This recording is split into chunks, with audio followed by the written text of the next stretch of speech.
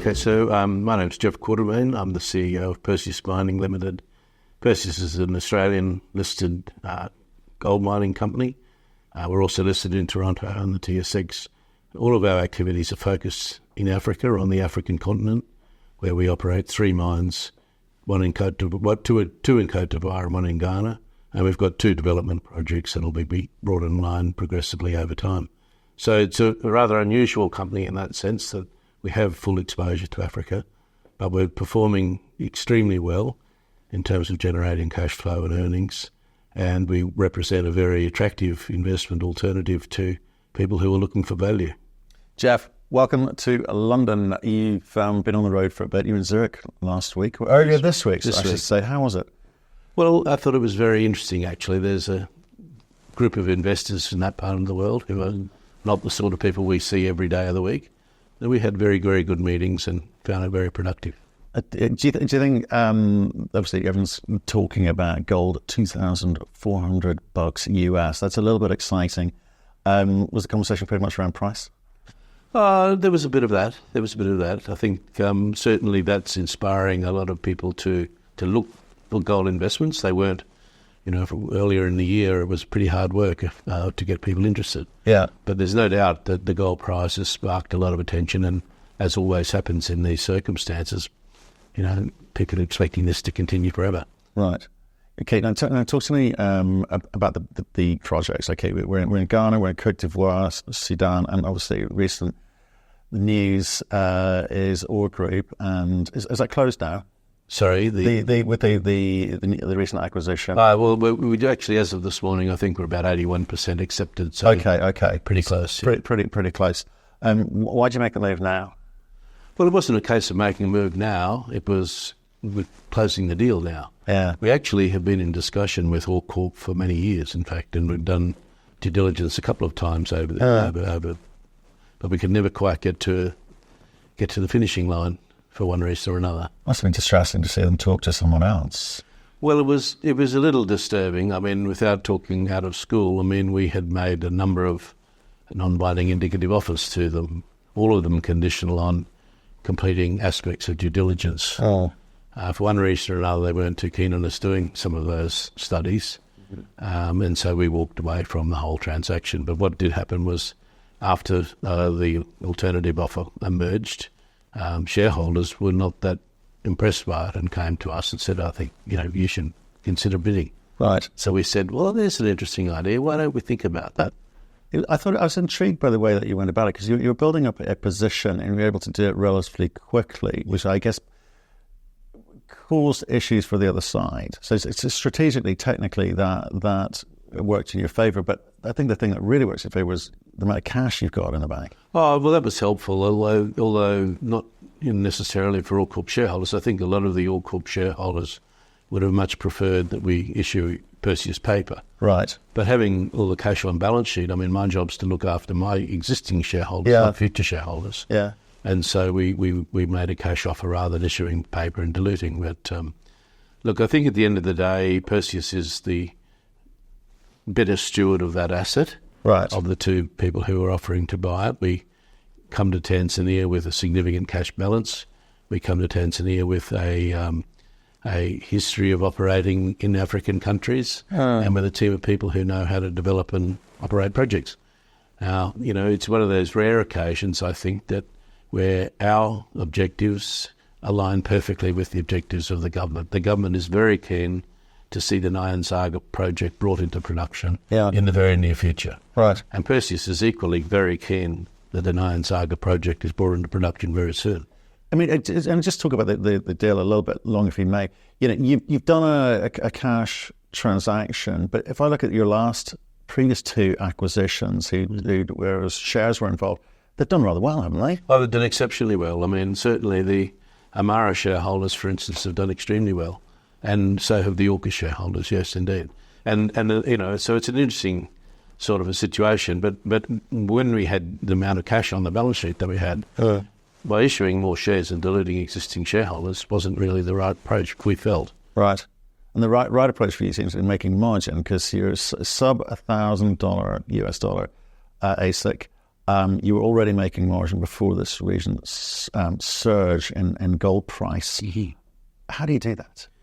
Well, how do we do what? I mean, well, it's Africa. If I look at the North American market, they kind of look at, Africa's complicated. It's hard to do business there. It's expensive to do business there. I mean, what's the reality on the ground? Well, the reality is you can run a business well or poorly, no matter where you're located. Now, we choose to run our business very well, which means that you need to drive it very hard every day of the week and make sure that you keep your costs down, that produce as much gold as you can possibly do. And you look after all of the stakeholders. I mean, a very key part of our business, and I think this is a part of the reason why we've been successful, is that we live and die on our mission. Our mission is to generate benefits for all of our stakeholders in fair and equitable proportions. And what that means is that everybody who has an interest in either our projects or our activities gets something out of it. I guess in the old days, people would have said, well, you go in and you maximise benefits for shareholders. But we've come to realise that unless everybody gets a benefit from it, then life becomes very difficult, and quite often shareholders don't get anything at all. So the trick to it, though, is to find what is the fair and equitable distribution of those benefits. And, we've had some very interesting discussions with governments and various stakeholders over time along the lines that, okay, so you would like a bigger share of the pie, would you? That's right, we would. Okay, so who are you going to take it from? Are you going to take it from the employees, or do you want us to pay less to the community or the government? I mean, perhaps you want to take it from the shareholders. Well, the shareholders won't put their money into the project if that's the case. So what we need to do is to sit down, have a mature conversation and say, how can we best share the benefits of what we do? And that is a conversation we have from time to time. And I think that all of our stakeholders are reasonably happy at this particular point in time. Right, okay. And then you talked about incentivizing stakeholders and so forth. But talk to me about culture, because I think culture is really important. You touched on some of those points there, but the culture is important. So new shareholders coming in understand what you're about, and you seem to be about driving things hard. Your phrase, you've got to drive things hard. How do you drive things hard and make sure that everyone's on side? Well, it's interesting, isn't it? We have clearly defined a set of values inside our company, and we've explained and discussed with all of our employees, and everyone's bought into that proposition. And it's quite simple, really. I mean, the four values are teamwork, integrity, commitment, and achievement. Teamwork, individually we can achieve a lot, but working together we can achieve even more. Integrity is pretty self-evident. Commitment, we give it a good shot, and achievement, we do what we say we're going to do, folks, every time. And with those sorts of thoughts in mind, I think we've got a really good group of people. I mean, one of the things that I think we can be quite proud of is the team of people we've put together, and they are very aligned in their thinking. Right. And that, through the strength of that unity, I think we are able to do a lot of good things. Right. Your last point there in terms of you do what you say, and again, quarter after quarter, you hit targets, you do what you say, and that's good. So I want to talk about the 535,000 ounces a year last year. I think that was the number. Give or take. A bit more, you can tell me. 536. You're building up a kind of portfolio here. I'm going to assume you know what you're doing because you're delivering ounces quarter after quarter after quarter. I don't need to have a conversation about digging you out about production and operations and so forth. I'm interested in this growth component to what you're doing. This recent acquisition, bringing into the family, I presume with the same ethos, the same drivers. What's the end game here for you? Because it's all Africa, so you know Africa. But is there a number that you're going after? Are you going to be just a cash cow? Are you looking to be picked up by one of the majors? Well, what's the end game? Oh no. Well, I mean, what we're seeking to do is to offer to investors an opportunity to invest and get regular returns, basically, right. To be consistent, to provide an opportunity where people can invest and know full well that the company's going to continue to deliver more or less what we're doing into the future. So, we don't want to be a flash in the pan where we, produce 1 million ounces this year and half of that next year. We've sort of deliberately set ourselves so that we can produce around this 500,000 ounces for the foreseeable future. And we do that in a couple of ways. I mean, one is we work at an organic growth proposition. So what we've been doing for the last 5 years is to ensure that whatever we deplete, we replace. Interestingly enough, if you look at the reserve inventory for the 3 core mines, the reserve inventory at the end of 23 was identical to the reserve inventory in 2018, and we've been able to replace each year, and even though we've been increasing our production, we've been putting more back each year, so we've been able to maintain that. But eventually, all good things come to an end, and eventually you will deplete your reserve inventory, and we need to bring new projects in to replace those as they tail off. Now, a couple of our projects, one of our projects is a relatively long life project, that's Yaouré. The Edikan mine has a lesser time ahead of it, and Sissingué even shorter. So what we've been intent on doing is bringing new projects to the table that are producing as those projects tail off. And the first of those projects we acquired was the what we call the Mea Sand project in Sudan. And had it not been for the fact that hostilities broke out in the country in April of last year, we would be up to our elbows in developing that project right now. Now, the fact is that we're not doing that. But as you quite rightly point out, we've recently embarked on this takeover of OreCorp and Nyanzaga, and the aim is that we will get into the development of that very shortly and be producing out of that in 2027. Well, yeah, the benefits of a portfolio approach in terms of de-risking for sure. Does that, with regards to obviously Tanzania, are there lessons learned from the other African plays, or is each country different? Are we wrong to assume Africa is just one entity? You're totally wrong to assume it's one entity. I mean, that is absolutely the case. I mean, 51, 52, 53, 54 countries, depending on your definition. But quite aside from that, there's also some very marked cultural differences, marked religious differences in history, like colonial history, etc., etc. So everywhere is very different, and every place has different requirements. Now, how we manage that is that, once again, coming back to our core values. Our core values are inviolable. We will not breach those under any circumstances.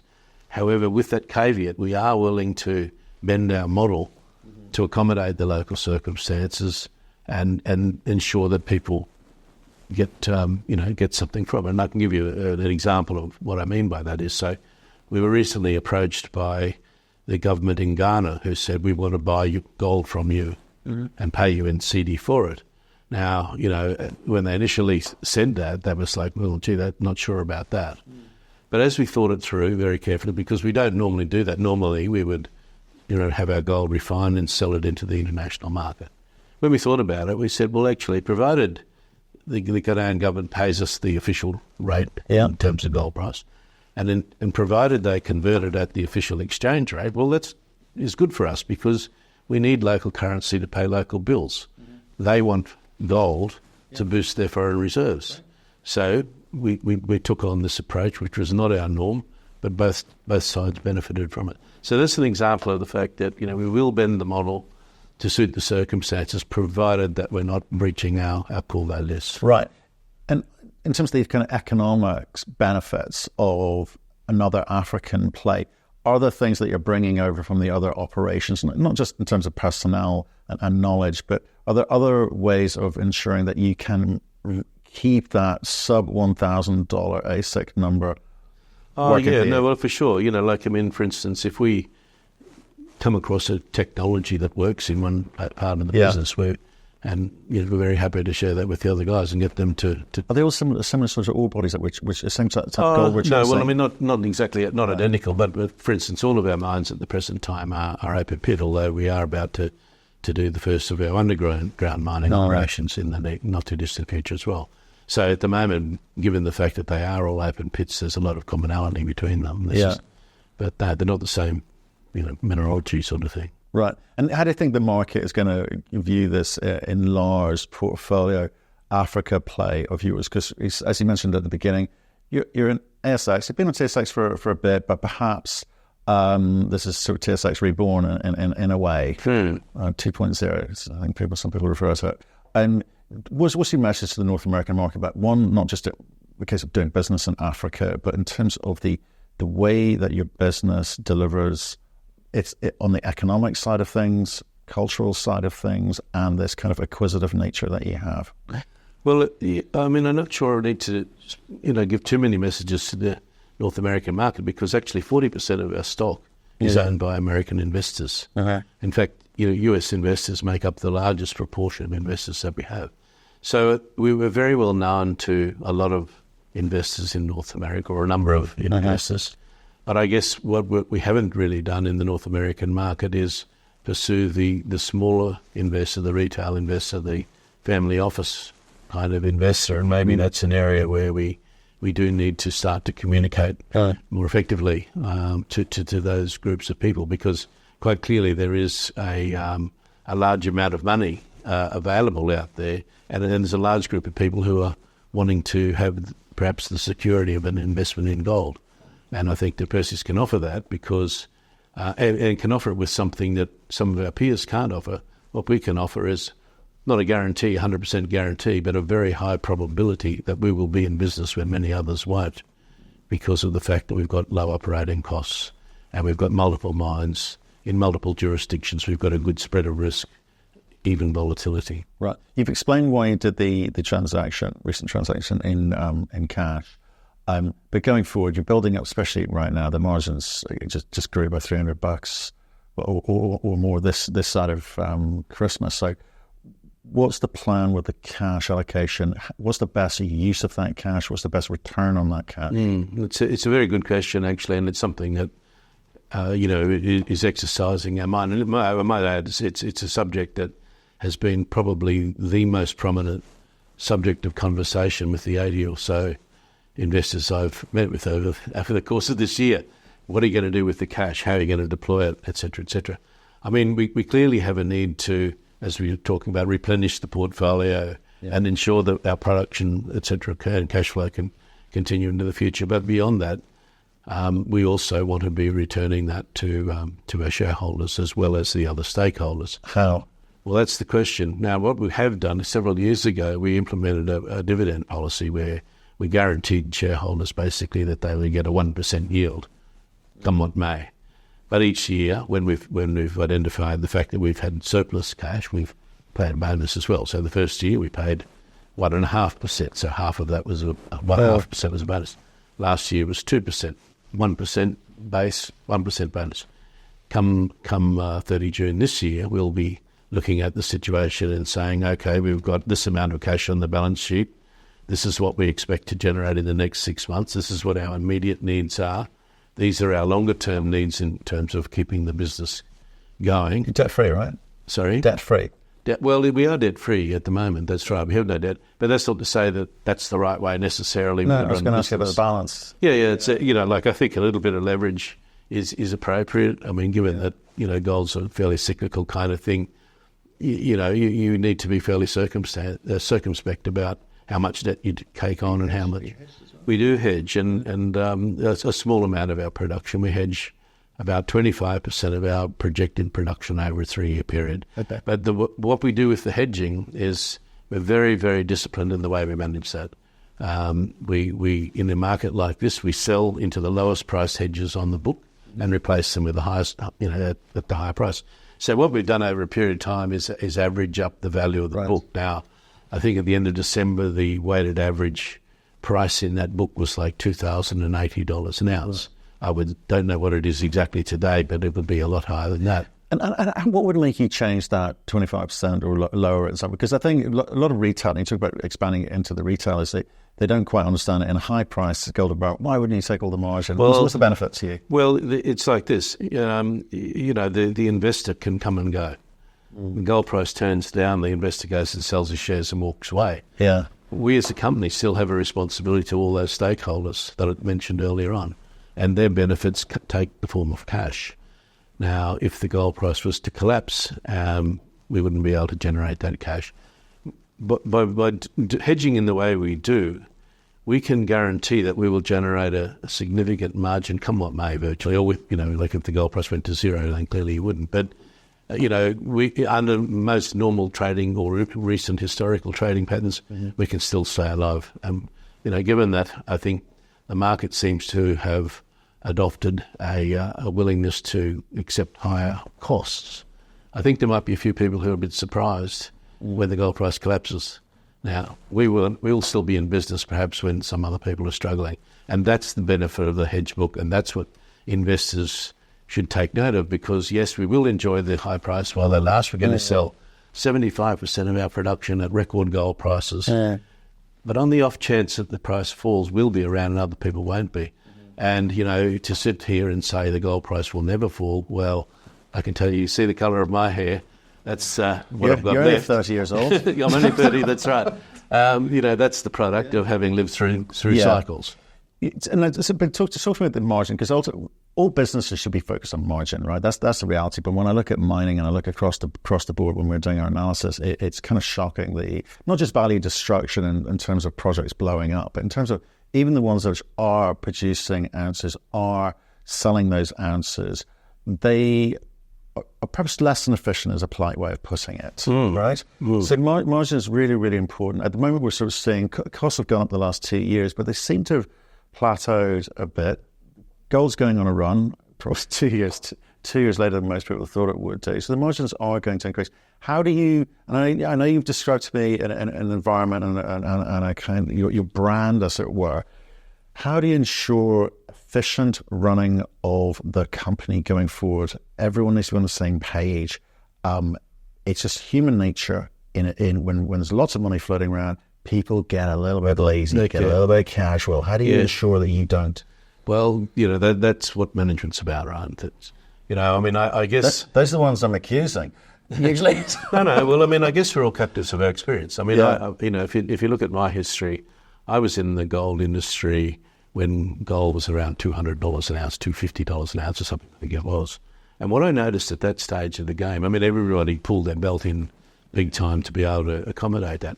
What I noticed in the aftermath of that, when the gold price ran up, the people who let the belt off didn't do as well as the people who said, we could maintain the same practices even though we're selling higher and increase the margin. And that's something that remained with me forever. So our focus is on producing as much gold at the lowest possible cost every single day. And we don't look at the gold price particularly, other than for some hedging purposes or whatever. But our focus is to keep the costs down, generate as much cash as we can. We don't want to be standing here going, we're a 1 million ounce producer. Yeah. To be frank, if we could make, as much money from 500,000 ounces as others do from 1 million, we're pretty happy about that, actually. So it really is about making cash. It's about making cash per share. Yeah. It's about making cash per ounce. And that's the focus of our attention. And it really does need everybody to realise that that's the important piece of the business. Right. Talk to me about ambition, willingness to build a portfolio or not, or time the portfolio, because M&A garners a lot of attention. It also does a lot for the perceived value of the company, etc. But the synergies sometimes that need to be achieved aren't achieved. The cost of the acquisitions sometimes are expensive. And there's lots of things that can go wrong in terms of an aggressive expansion plan. How do you time yours? I've looked at the last 3 acquisitions and they seem to be spaced out. Give you some time to breathe, get it on board, and then think again. Yeah. But in a market like this, it must be slightly irresistible when you're looking around. Well, it could be, but there's a time and a place for everything. Right? And, sometimes you just have to sit there and keep sit on your hands. It's a funny thing, because when you do have cash as we do, it seems to burn a hole in other people's pockets more so than it does in ours. What do you mean by that? Well, what it means is that they just want you to spend. They love, everyone wants you to go and do stuff because it's exciting. Sometimes it makes sense, sometimes it doesn't. It only makes sense if you're going to be creating value through that expenditure, that investment rather. And I think in that regard, we talk about industry and things like that. It is interesting to look at the gold business and look at it over a period of time, and the return on capital across the industry, it's pretty awful actually. It's quite horrible. Yeah. And you ask yourself the question, why is that the case? I think a lot of M&A that's occurred over the years has been pretty damn dumb. And you wonder why people do that. If they thought about it, they wouldn't. But they're being pulled and pushed. They're being pulled by investors who want growth. We're not going to invest in you unless you're a 1 million ounce producer or unless you've got this scale. So there's a definite pull factor. Now, I know the investors deny that, but that is the case. But I know that they do that because I've sat with them and talked about it. And then you get the push coming from the corporate where I want to be a 1 million ounce producer because that makes me a big shot or whatever the case happens to be. So you've got this interesting dynamic going. You've got a lot of drive to do transactions, and sometimes they just don't make sense. Yeah. Sometimes they do and sometimes they don't.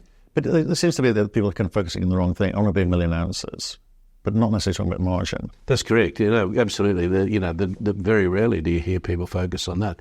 We just happen to be a bit different. We like cash. We like generating cash flow. We like generating earnings. Yeah. Maybe it's a function of the fact that my dad was a bank manager and he might have beaten that into me as a young child or something or other to be, back in the days when your father could beat stuff into you. Of course. It's a phrase I use a lot. Well, Jeff, I think that's a really good understanding of what's going on up here and what drives you, and therefore what drives the team. I look forward to seeing how the new project is integrated into the company. I look forward to continual quarter after quarter delivery on those ounces, and of course for me, margin is king. Making money is what it's about. So appreciate your time today. Thank you very much. Good. Cheers. Excellent.